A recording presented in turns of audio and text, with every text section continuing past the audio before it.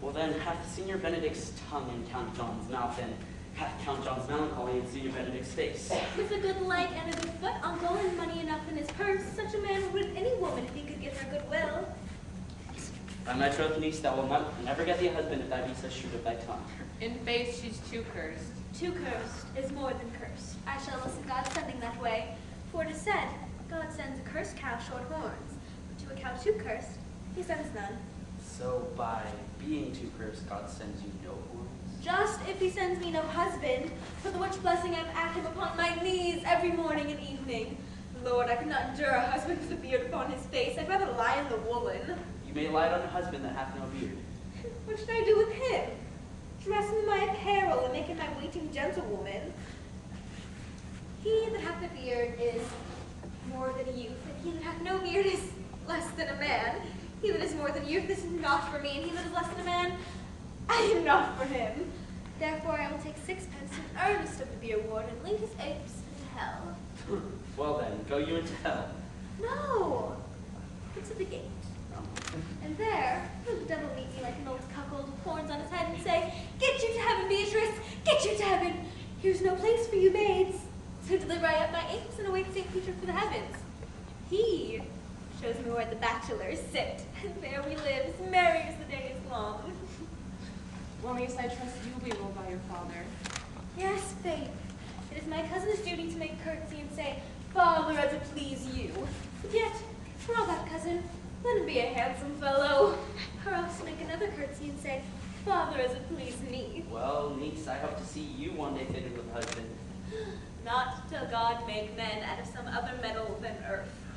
Would it not grieve a woman to be overmastered by a piece of valiant dust, to make an account of her life to a clod of wayward marrow? No, uncle, Anna, Adam's son are my brethren, and truly I'll hold it a sin to match in my kindred. Well, daughter, remember what I told you. If difference you say to in that kind, you know your answer. The fault will be in the music, cousin. If you be not wooed in good time, if the prince be too important, tell him there is measure in everything, and so stands out the answer. For hear me, hero, wooing, wedding, and repenting is as a Scotch jig, a measure and a sync pace. The first suit is hot and hasty like a Scotch jig, full and fantastical. The wedding, mannerly modest as a measure, full of state and ancientry. And then comes repentance, and with his bad legs falls into the sync pace faster and faster until he sink into his grave. Then you apprehend passing shrewdly. I have a good eye, uncle. I can see a church by daylight. Sister, the revelers are entering, make it room.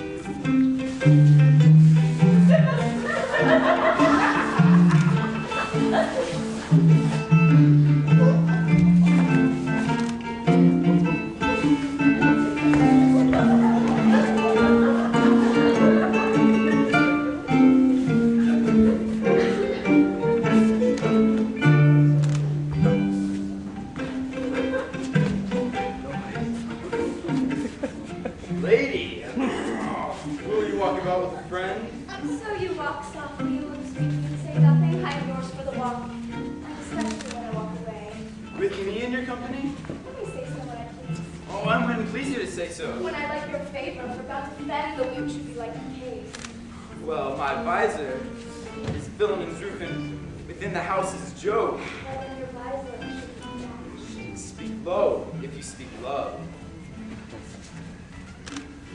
Well, I would you did like me. So is not I for your own sake, for I have many ill qualities. Which is one? I say my prayers. But you mentioned me the adventure. Oh, man. Out of my sight when the dance is done. Answer her. No more words the clerk has answered. I know you well enough. You're Madame Antoinette. At a word, I am not. I know you by the waggling of your head. To tell you sure, I counterfeit her. You could never do her so ill well unless you're the very woman. Here's her soft hand up and down. You are she. You are she. At a word, I am not. Come, do you think I do not know you by your excellent wit? Can virtue hide itself? Go to, monk. Graces will appear, and here's an end. Will you not tell me who told you so? No, you shall pardon me. Nor will you not tell me who you are? Not now. That I was disdainful, and that I had my good wit out of 100 merry tales. Well, this was Signor Benedict that said so. Who's he? I'm sure you know him well enough. Not I, believe me. Has he never made you laugh? Oh, pray, what is he? He is the prince's jester. A very dull fool. Only his wit is in devising impossible slanders. None but libertines lighten him, and the commendation is not in his wit, but in his villainy, where he will please his men and angers them, and then they laugh at him and beat him. I'm sure he's in the feet. I wish he had boarded me. When I know the gentleman, I'll tell him what you said. Do. He'll but break a comparison or two on me, which, peradventure not marked or laughed at, strikes him into melancholy. Then there's a part of twain say, for the boy had eaten no supper that night. We should follow the leaders. In every good thing. Nay, if they lead to any ill, I will leave them at the next turn.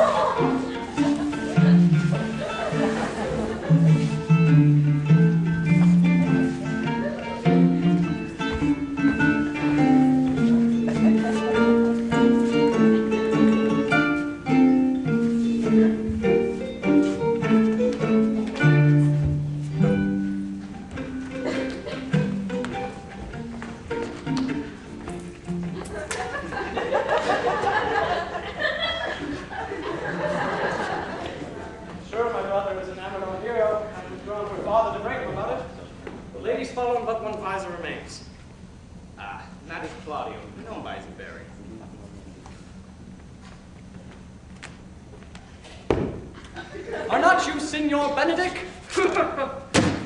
No, we will. Signor, you are very near my brother in his love. He is enamored on Hero. I pray you, dissuade him. For she is no equal in his birth. You may do the part of an honest man in it. How know you he loves her? I heard him swear his affection. And I did too. He swore he would marry her tonight. Come, let us to the banquet. Oh, God. Thus answer I, in the name of Benedict, but hear this ill news with the ears of Claudio. That's certain so. The prince wounds for himself. Friendship is constant in all other things, save in the office and affairs of love. Therefore, all hearts in love should use their own tongues. Let every eye negotiate for itself, and trust no agent, for beauty is a witch, against whose charms fate melteth in the blood. This is an accident of our own truth, which I mistrusted not. Farewell, therefore, we will.